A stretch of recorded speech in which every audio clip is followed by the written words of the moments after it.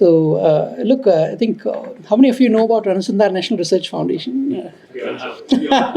Just, sometimes I have to keep asking these quiz questions. All right. So look, I don't have to tell you much about us. So we are rolling out a number of research programs, and our focus is to support research at various levels. Our goal is to be a catalyst for the emergence of India as a research and innovation powerhouse. Of course, we have a long way to go, and there are various things that need to be done. Our current focus is to use grants for technology de-risking, primarily in the not-for-profit research sector, which is the academia labs and Section 8 and those sorts of entities. Whereas for the for-profit, whether it's startups or the others, we have an RDI fund, which is a significantly larger thing, and I'm happy to report that we have started operationalizing the RDI fund. In fact, I've issued a couple of checks, one for 2,000 crores to BIRAC, another for TDB. So it's already out there. So it's so actually we are joking that can private sector move as fast as we can? So and also there is a larger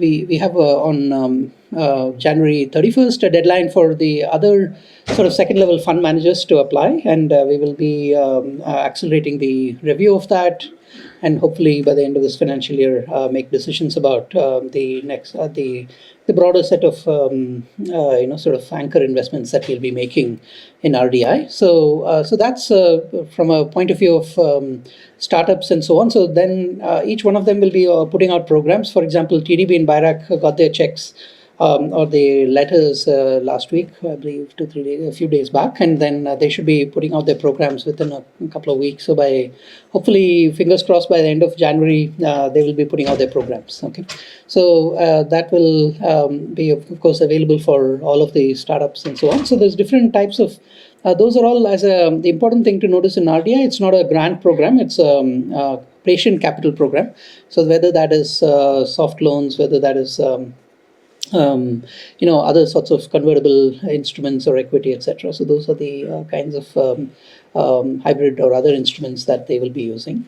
So we'll be seeing a lot more financial innovation being done by the alternate investment funds, and we're excited for what could be a new asset class for deep tech investing in India. So clearly AI and related topics are within the strike zone of the sectors and subsectors which we support.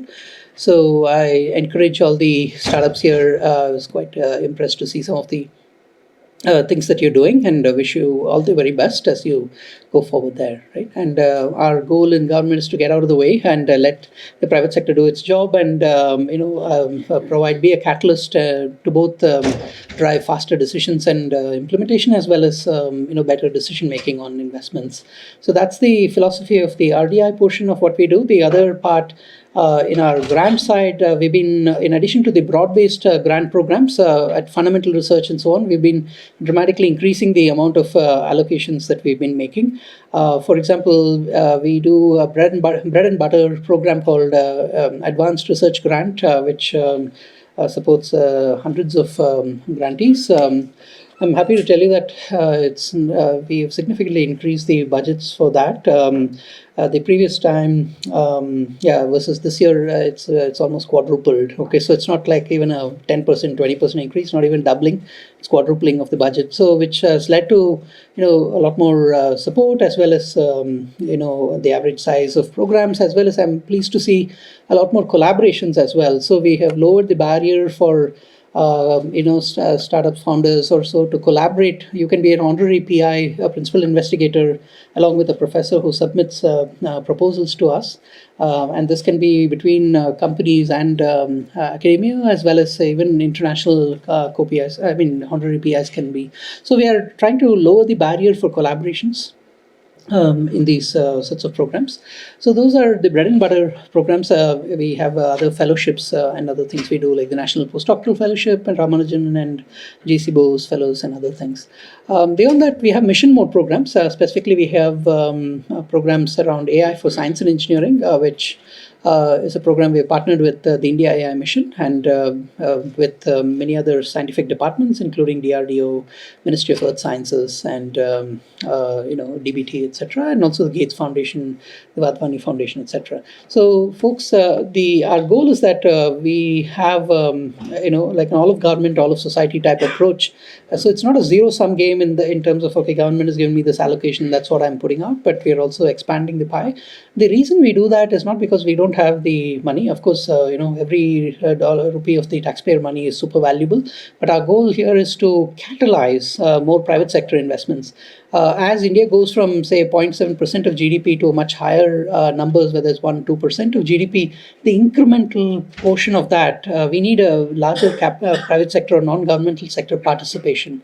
So our goal is not just to invest your hard-earned taxpayer money, but also to catalyze more. So that's the nature of what we're doing, and you'll see us doing many more interesting deal structures to do such catalysis. Just to give you a simple example of this, the RDI, as you probably know, is a 1 lakh crore fund, but for every rupee that we put into an alternate investment fund, we have at least one more rupee, and then that gets invested into at most 50% of a project, which means that there is an ultimate investment of 4 rupees that happens. So the 1 rupee gets multiplied into 4 rupees.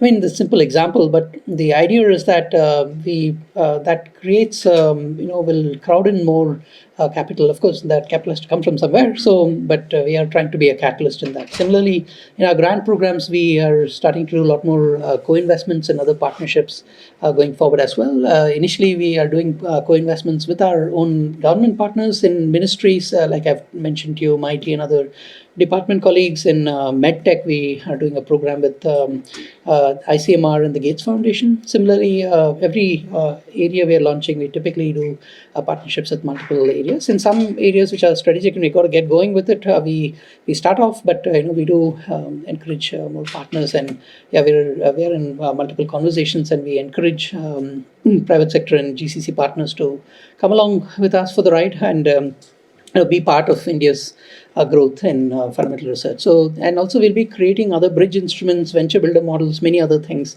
So, picture abhi baki hai. That's what I want to leave you with, and hopefully have a good day. And I'm very happy to be here.